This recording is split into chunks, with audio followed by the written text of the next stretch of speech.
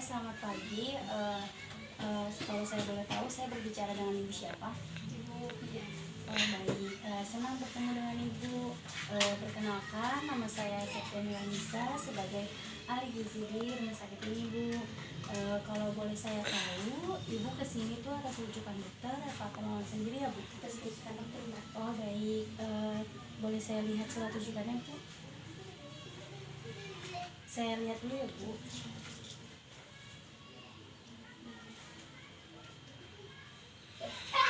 Saya konfirmasi kembali ya, Bu.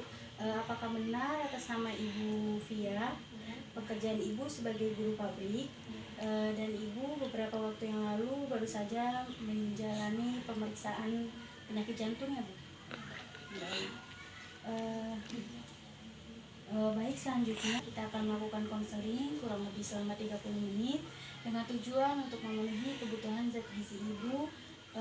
Diawali dari menyatakan data diri Ibu, pola makan Ibu, pola aktivitas Ibu, menetapkan diagnosa gizi Ibu, dan menetapkan anjuran diet yang akan Ibu lakukan ya, Bu. Apakah Ibu bersedia? Ini saya bersedia, Bu. Baik, izinnya saya melakukan sini ya, Bu. Kalau berdasarkan data rujukan Ibu, berat badan Ibu 55 cm dan tinggi badan Ibu itu sebesar 160 kg. Sekarang saya akan melakukan pengukuran kembali ya, Bu. Apakah Ibu bersedia untuk melakukan pengukuran kembali, Bu? Ya, baik. Silakan, Bu, berdiri di sini. Pandangan lurus ke depan ya, Bu, dan tangannya tegak. Baik, Bu, sudahnya. Ibu akan melakukan pukulan di badan, pandangan lurus ke depan, Bu. Dan selanjutnya silakan, Bu, duduk kembali.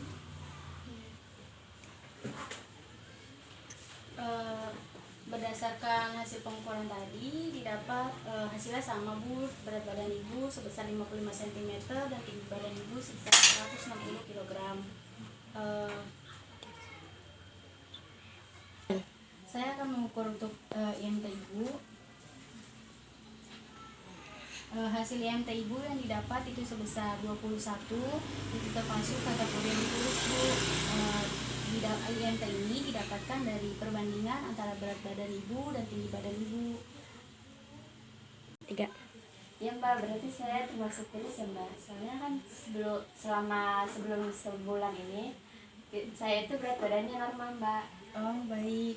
Iya, Bu, setelah saya lihat juga di hasil lembar rujukan Ibu, berat badan Ibu yang bulan yang lalu itu masih 60 ya, Bu. Untuk sekarang itu 55. Nah, itu termasuk kategori yang turunnya lumayan ya, Bu, 5 kg. 3.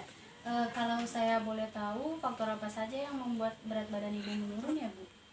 Ya, faktor saya ini akhir-akhir ini mulai mual, terus dada saya sakit, dan terlalu banyak pikiran juga mungkin tentang anak-anak.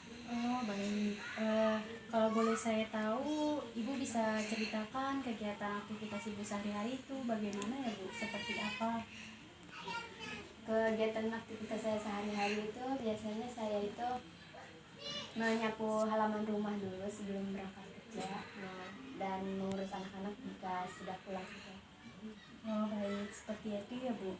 Selanjutnya saya akan melihat hasil biokimia Ibu. Ini didapatkan GDS Ibu, gula darah suatu Ibu itu termasuk tinggi, SGOT Ibu itu termasuk tinggi, dan nilai kolesterol Ibu juga termasuk tinggi, Bu. Tetapi untuk pemeriksaan kliniknya seperti suhu itu Ibu termasuk normal dan Ibu tidak mengalami demam ya, Bu. Iya, Mbak. Nah, kalau boleh saya tahu, apakah keluarga Ibu sendiri ada yang turunan itu mengalami penyakit ini ya, Bu? Tidak ada, Mbak.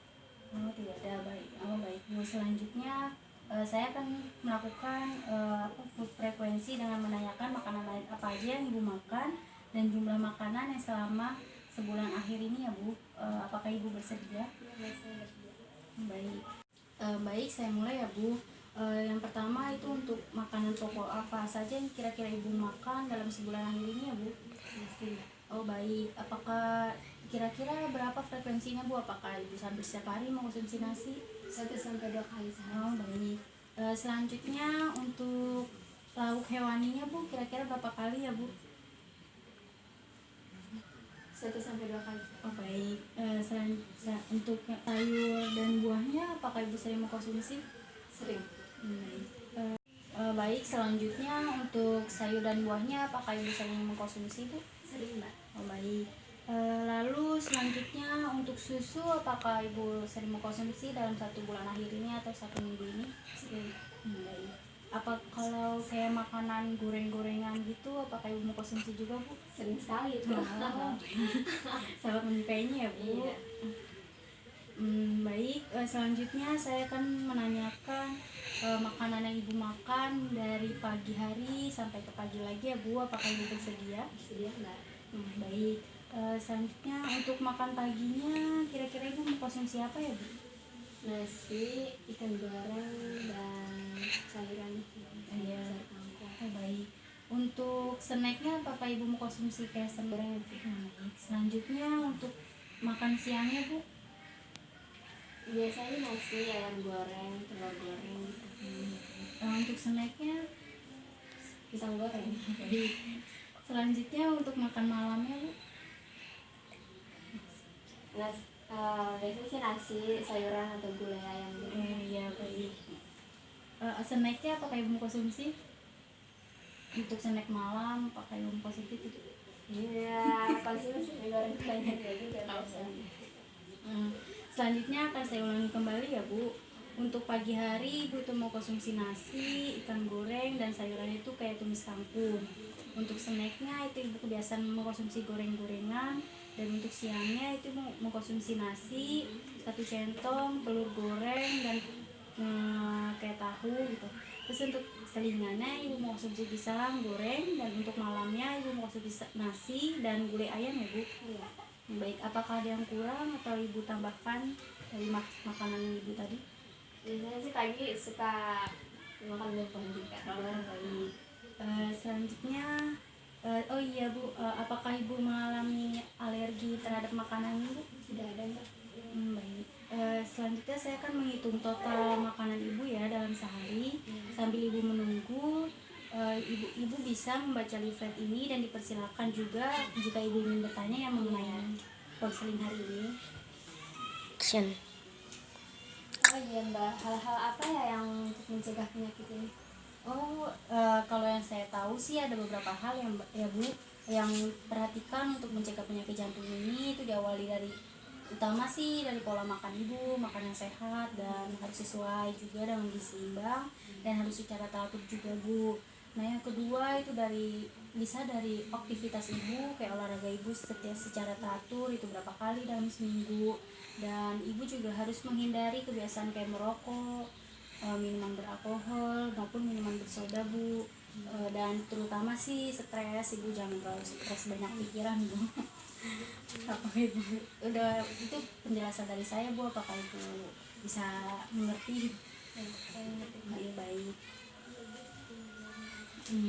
Ya bu, selanjutnya saya sudah menyelesaikan perhitungannya. Itu yang didapat energi ibu itu sebesar 1.700 dan protein ibu sebesar 52 dan lemak ibu sebesar 57,5 dan untuk karbohidrat ibu itu sebesar 239 ya bu.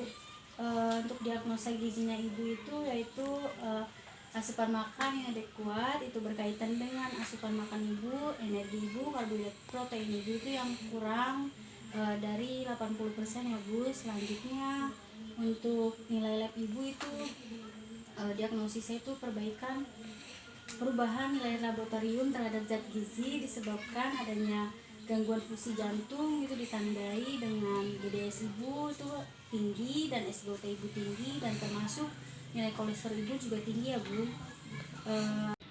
Baik, sekarang kita isi daftar diet ya bu, dimulai dari identitas ibu. Tadi kan sudah saya menghitung kebutuhan asupan ibu. Itu untuk kebutuhan asupannya didapat ibu sebesar 233,1 kilokalori dan proteinnya sebesar 87 gram, untuk lemaknya 64 gram, dan untuk karbohidratnya sebesar 349 gram ya bu.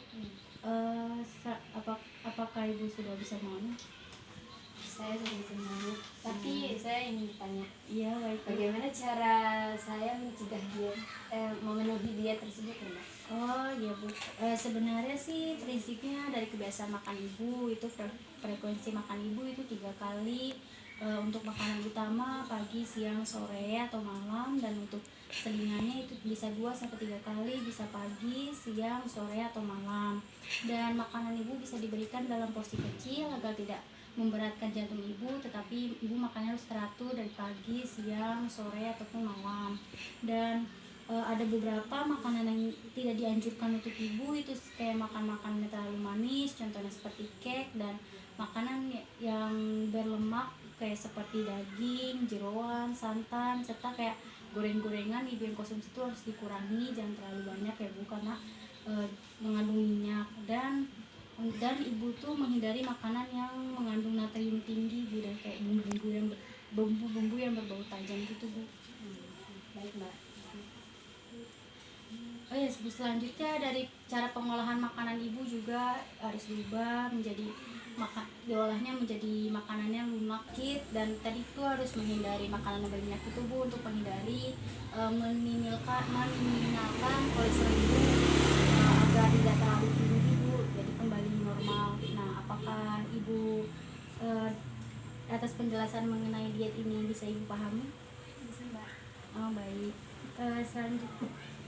Selanjutnya saya boleh meminta Ibu Via untuk mengulangi penjelasan mengenai diet yang tadi ya Bu.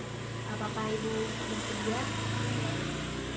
Jadi saya makan 3 kali makan utama dan 2 kali makan siang. Ya. Saya juga harus menambah asupan karbohidrat, protein, sayuran, dan buah-buahan. Dan dalam pengolahan makanan pun saya harus perhatikan, dan makanan yang saya konsumsi pun bertekstur lunak ya Mbak, enggak keras. Iya.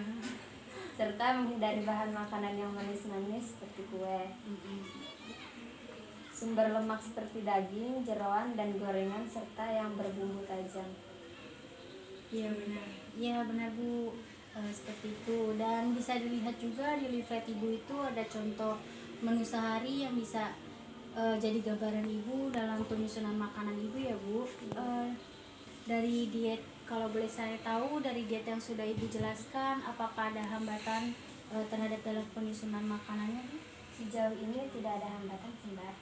Paling kan saya kerja, jadi bibi yang ngurus anak dan membuat makanan. Jadi paling kan saya membuat makanan pulang kerja, tapi nanti saya usahakan. Oh iya Bu, baik. Kalau begitu konseling gizi pada hari ini sudah selesai ya Bu. Ibu, saya berharap Ibu dapat datang kembali ke Poligizi ini setelah 3 minggu kemudian agar melihat perkembangan pola makan Ibu, pola aktivitas Ibu, dan anjuran diet Ibu ya Bu. Dan semoga dengan konseling ini Ibu semakin sehat, menjalani aktivitas seperti biasa ya Bu.